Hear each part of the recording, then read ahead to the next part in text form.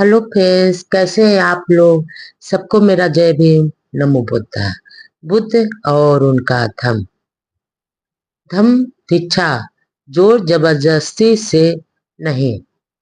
Number एक बार भगवान बुद्ध 500 भिक्षुओं के महान भिक्षु संघ के साथ राजगृह और नालंदा के बीच के महापथ पर जा रहे थे। उसी समय सुप्रिय परिव्राजक भी अपने शिष्य ब्रह्मदत्त के साथ राजगृह और नालंदा के बीच के महापथ पर चला जा रहा था। नंबर 2, उस समय सुप्रिय परिव्राजक नाना प्रकार से भगवान बुद्ध की निंदा कर रहा था, धम्म की निंदा कर रहा था, संघ की निंदा कर रहा था।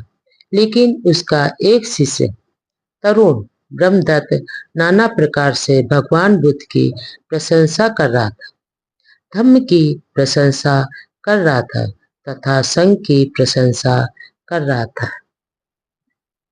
नंबर 3, इस प्रकार वे दोनों गुरु और शिष्य परस्पर विरोधी मत प्रचारित करते हुए तथागत और भिक्षु संघ के पीछे पीछे कदम बढ़ाते हुए चले जा रहे थे।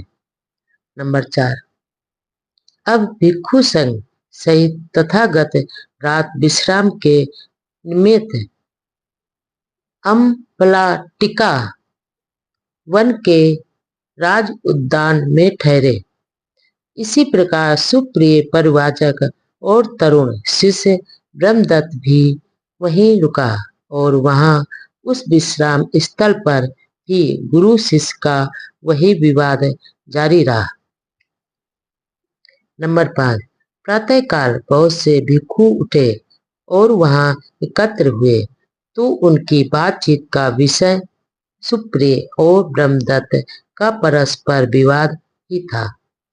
नंबर 6, भगवान बुद्ध ने चर्चा के विषय का अनुमान लगा लिया और वह भी वहां पहुंच गए तथा वहां बिछे आसन पर बैठे। वहां बैठने के पश्चात उन्होंने पूछा, तुम यहाँ बैठकर किस बारे में बातचीत कर रहे हो? तुम्हारी आपसी चर्चा का विषय क्या है? उन्होंने तथागत बुद्ध को सारी बात बता दी। तब बुद्ध ने इस प्रकार कहा। नंबर 7, भिक्षुओं, यदि कोई मेरी निंदा करे, धम्म की निंदा करे अथवा संघ की निंदा करे तो इसकी तुम्हें चित्त में न ही दूषित भावना रखनी चाहिए, न ही इससे तुम्हारे हृदय में जलन होनी चाहिए, इससे तुम्हारे मन में द्वेष भी नहीं आना चाहिए। नंबर 8, यदि तुम इस कारण क्रोध करोगे या मन में दुखी होगे तो यह तुम्हारे स्व-विजय के मार्ग में बाधक होंगे। यदि जब कोई बुद्ध, धम्म या संघ की निंदा करे और तुम उससे क्रोधित तथा उद्विग्न हो जाओ तो क्या तुम इसका निर्णय कर सकोगे कि उसने जो कुछ कहा है वह ठीक कहा है या नहीं? नंबर 9, भगवान, हम यह निर्णय नहीं कर सकेंगे। नंबर 10, लेकिन जब दूसरे लोग मेरी निंदा करें, धम्म की निंदा करें तो जो गलत है तुम्हें उसे गलत बताना चाहिए और कहना चाहिए कि अमुक कारण से यह बात सत्य नहीं है, यह बात हमें नहीं पाई जाती, यह बात हमें नहीं होती। नंबर 11, लेकिन भिक्षुओं, दूसरे लोग मेरी प्रशंसा भी कर सकते हैं, धम्म की प्रशंसा कर सकते हैं, संघ की भी प्रशंसा कर सकते हैं। तुम कहोगे कि वे किस बात के लिए कर रहे हैं? नंबर 12, कोई कोई कह सकता है कि श्रमण गौतम प्राणी हिंसा का त्याग कर जीव हिंसा से विरत रहते हैं। उन्होंने दंड और तलवार का सर्वथा त्याग कर दिया। वह कठोर व्यवहार से विरत है, वह करुणा के सागर है, वह सभी प्राणियों के प्रति करुणामय रहते हैं। इस प्रकार कोई भी सम्मान आदमी भगवान बुद्ध की चर्चा करते हुए इस प्रकार प्रशंसा कर सकता है। नंबर 13। अथवा वह यह भी कह सकता है कि श्रमण गौतम आदि ना दान यानी चोरी से विरत होकर जो उसका नहीं है उसे लेने की इच्छा से रहित होकर विहार करते हैं। जो दिया जाता है उसे ही वह ग्रहण करते हैं और अपेक्षा करते हैं कि दान स्वतः उनके पास आ जाएगा। वे अपना जीवन ईमानदारी और पवित्रता से व्यतीत करते हैं। नंबर 14। अथवा वह कह सकता है कि श्रवण गौतम आप ब्रह्मचर्य से विरत होकर ब्रह्मचर्य युक्त होकर विहार करते हैं। वे अपने आप को मैथुन धर्म से हीन धर्म से अलग रखते हैं। नंबर 15। अथवा वह कह सकता है कि श्रवण गौतम मिथ्या भाषण का त्याग कर मूसावाद से अलग रहते हैं। वह सत्य ही बोलते हैं, वह सत्य से नहीं हटते हैं, वह विश्वसनीय रहकर संसार के प्रति कभी अपने वचन को भंग नहीं करते हैं। नंबर 16। अथवा वह कह सकता है श्रवण गौतम अपने आप को किसी की झूठी निंदा से दूर रखते हैं। वह यहाँ जो कुछ सुनते हैं उसे लोगों में झगड़ा कराने के इरादे से दूसरी जगह नहीं कर कहते। वह कहीं और सुनकर उसे लोगों में झगड़ा कराने के इरादे से यहाँ नहीं कर। इस प्रकार वह बटे हुए लोगों का मेल मिलाप कराने वाले हैं, मित्रों की मैत्री बढ़ाने वाले हैं, वह शांति स्थापित कराने वाले हैं, उन्हें शांत प्रिय है, वह शांति के लिए प्रयत्नशील रहते हैं तथा ऐसे ही शब्दों का व्यवहार करते हैं जिससे शांति की स्थापना हो। नंबर 17।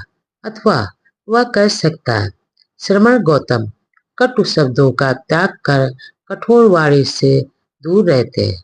जो वाणी निर्दोष होती है, जो वाणी सुनने में आनंददायक होती है, जो वाणी अच्छी लगने वाली होती है, जो वाणी हृदय को छू लेने वाली होती है, शिष्ट होती है, लोगों को प्रसन्न करती है, लोगों का मन हर लेने वाली होती है, ऐसी ही वाणी वह बोलते हैं। नंबर 18। अथवा वह कह सकता है कि श्रवण गौतम असार बातचीत का त्याग कर बेकार की बातचीत से दूर रहते हैं। वह समाचार सत्य के अनुसार अर्थ भरे शब्द बोलते हैं। वह धम्म पर उचित और संघ के अनुशासन पर बोलते हैं, समय पर बोलते हैं, ऐसी वाणी बोलते हैं जो सभी के दिल में घर बना लेती है, उदाहरण सहित बोलते हैं, विषय अनुसार ही बोलते हैं। नंबर 19। अथवा वह कह सकता है कि श्रवण गौतम बीजों या पौधों को हानि पहुंचाने से अपने आप को दूर रखते हैं।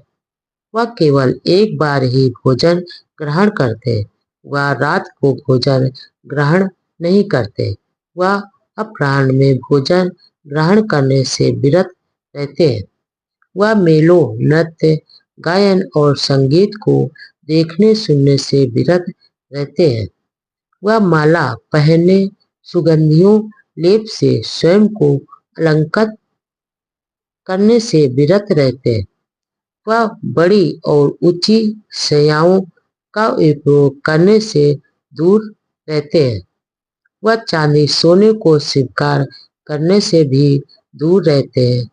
वह कच्चा अन्न स्वीकार करने से दूर रहते हैं।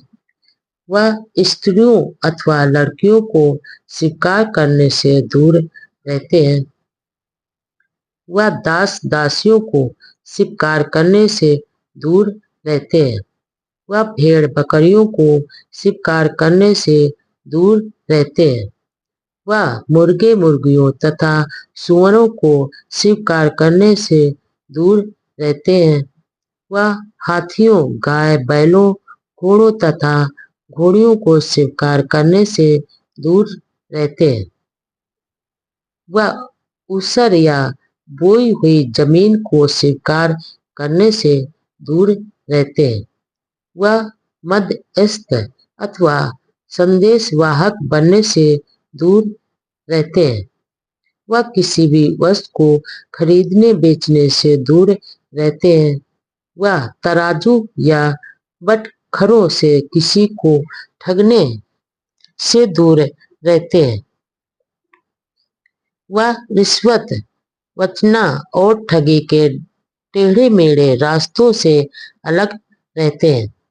वह किसी की अंग भंग करने, हत्या करने, किसी को बांधने, किसी को लूट लेने तथा किसी के साथ हिंसा करने से दूर रहते हैं। नंबर 20, भिक्षुओं। ऐसी कुछ बातें हैं जो एक समान आदमी तथागत की प्रशंसा में कह सकता है, लेकिन इस कारण से तुम्हें आनंदित नहीं होना चाहिए। तुम्हारा चित्त खुशी से नहीं भर जाना चाहिए। यदि तुम ऐसा करोगे तो इससे तुम्हारे स्वविजय में बाधा पड़ेगी। जब दूसरे लोग मेरी प्रशंसा में या धर्म की प्रशंसा में या संघ की प्रशंसा में बोले तो तुम्हें जो अर्थार्थ लगे उसे ही स्वीकार करना चाहिए और कहना चाहिए। इस कारण से अथवा अन्य कारण से यह सत्य है या ऐसा ही है।